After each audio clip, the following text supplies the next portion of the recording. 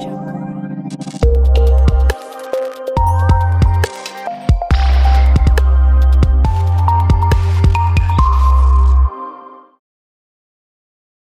वालेकुम, welcome to CSE scholarship guide book. मेरा नाम है मोहम्मद नदीम और आज के इस वीडियो लेक्चर में हम लोग कवर अप करेंगे कि जब हम लोग चाइना में अप्लाई करते हैं स्टडी के लिए, या हम लोगों ने किसी भी एक्टिविटी के लिए अप्लाई करना है, या अगर हम लोगों ने किसी फैमिली मेम्बर्स को, किसी रिलेटिव को या फ्रेंड्स को चाइना में इनवाइट करना है, तो हम लोग कौन से वीज़ा के लिए अप्लाई करेंगे।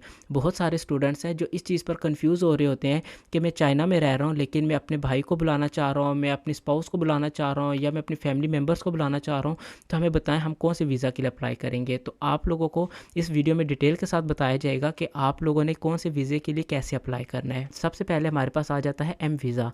एम वीज़ा का क्या मतलब है? एम वीज़ा का मतलब ये आता है कि अगर आप लोग चाइना में किसी भी एक्टिविटी के लिए जाते हैं। अब एक्टिविटी का क्या मतलब है? एक्टिविटी का मतलब ये है कि आप किसी इवेंट्स में पार्टिसिपेट करते हैं, आप किसी कमर्शियल एक्टिविटीज़ के लिए जाते हैं, आप किसी ट्रेड एक्टिविटी वगैरह के लिए जाते हैं। मतलब ये कि आप किसी भी एक्टिविटी में इनरोल होने के लिए या पार्टिसिपेट होने के लिए जा रहे हैं, तो उसके लिए जो आपको वीज़ा चाहिए वो आपका वीज़ा आ जाएगा एम वीज़ा। अब कमर्शियल एक्टिविटीज़ वगैरह में क्या आएगा? आपके एडवर्टाइजिंग आ जाती है, मार्केटिंग आ जाती है, कस्टमर सर्विसेज आ जाती हैं, या आप लोगों ने कोई इवेंट्स है उसमें पार्टिसिपेट किया हुआ है, उसमें आप लोगों ने जो अप्लाई करना होगा वो आपका एम वीज़ा आ जाएगा। अब दूसरा हमारे पास आ जाता है Q1 वीज़ा। Q1 वीज़ा का क्या मतलब है? Q1 वीज़ा का मतलब ये आता है if any person who have Chinese citizen, कोई भी बंदा अगर उसके पास चाइनीज़ सिटीज़न है, अगर उसके पास चाइनीज़ रेजिडेंसी है, and the family member of such person, उस फैमिली मेम्बर, अगर उसका कोई भी फैमिली मेम्बर जो है वो अगर आता है चाइना में या विज़िट के लिए आना चाहता है चाइना में, तो वो किसके लिए अप्लाई करेगा? Q1 वीज़ा के लिए। इस बात का क्या मतलब होगा कि अगर कोई भी पर्सन जिसके पास चाइनीज़ सिटीज़न है या चाइनीज़ रेजिडेंसी है और उसका कोई फैमिली मेम्बर चाइना में आता है स्टडी के लिए या विज़िट करने के लिए, तो वो अप्लाई जिस वीज़ा के लिए करेगा वो हमारे पास आ जाता है Q1 वीज़ा। अब इस वीज़ा की जो वैलिडिटी हमारे पास आती है, जो ड्यूरेशन है, वो हमारे पास आ जाती है मोर देन 180 डेज़। अब 180 डेज़ का क्या मतलब होगा इस बात का कि अगर उस कोई वो बंदा जो है वो 6 माह से ज़्यादा रहना चाह रहा है, तो इसके लिए वो Q1 वीज़ा के लिए अप्लाई करेगा। लेकिन अगर उसकी ड्यूरेशन या उसकी जो वैलिडिटी है वो 6 माह से कम की है, तो वो Q2 वीज़ा के लिए अप्लाई करेगा।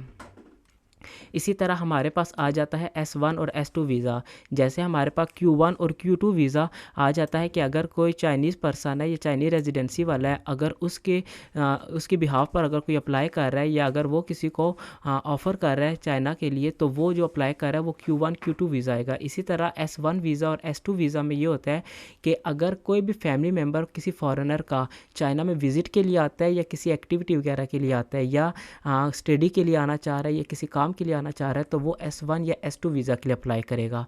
अब फैमिली मेम्बर्स में आपका स्पाउस शामिल है, चाइल्ड शामिल है, पेरेंट्स हैं, ब्रदर है, पेरेंट इन लॉ वगैरह आते हैं। अब ये जो इसकी ड्यूरेशन है वो हमारे पास ड्यूरेशन आती है 180 डेज़ की।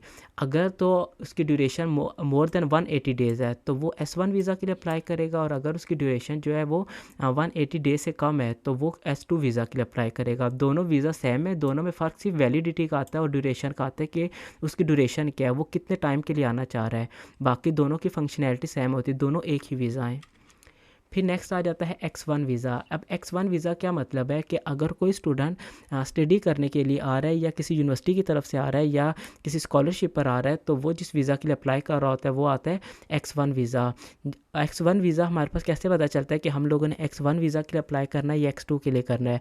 अगर तो आप लोगों ने स्टडी करनी है 6 मंथ से ज़्यादा, या आपकी जो स्टडी ड्यूरेशन है वो 6 मंथ से ज़्यादा है, तो उसके लिए जो आप लोग अप्लाई करोगे वो आपका X1 वीज़ा आ जाएगा। इसी के पैरेलल अगर बात करूँ मैं X2 वीज़ा की, तो आप लोगों की अगर स्टडी ड्यूरेशन जो है वो 180 डेज़ से कम है, मतलब ये होगा कि आप लोग किसी शॉर्ट कोर्स के लिए आ रहे हो, या आप लोग कुछ टाइम के लिए चाइना में स्टडी के लिए आ रहे हो, या एक सेमेस्टर के लिए आ रहे हो, तो उसकी अगर वैलिडिटी 180 डेज़ मतलब 6 मंथ तक आ रही है, तो आप लोग X2 वीज़ा लोगे। और अगर उससे ज़्यादा आ रही है तो आप लोगों ने X1 वीज़ा के लिए अप्लाई करना है। अगर आप लोगों को इसके बारे में मज़ीद डिटेल चाहिए, तो आप लोगों के साथ एक डिस्क्रिप्शन में मैं लिंक शेयर कर दूंगा। आप लोग इसको ओपन करके इसके अलावा जितने टाइप्स के वीज़ा आ रहे हैं वो आप लोग उनके बारे में इंफॉर्मेशन हासिल कर सकते हैं। होपफुली आप लोगों को मेरी वीडियो अच्छी लगी होगी और समझ आई होगी। अगर फिर भी आप लोगों को कोई प्रॉब्लम आ रही है तो आप लोग कमेंट सेक्शन में हमसे पूछें। मिलते हैं नेक्स्ट लेक्चर में। आज के लिए इतना ही। अल्लाह हाफिज़।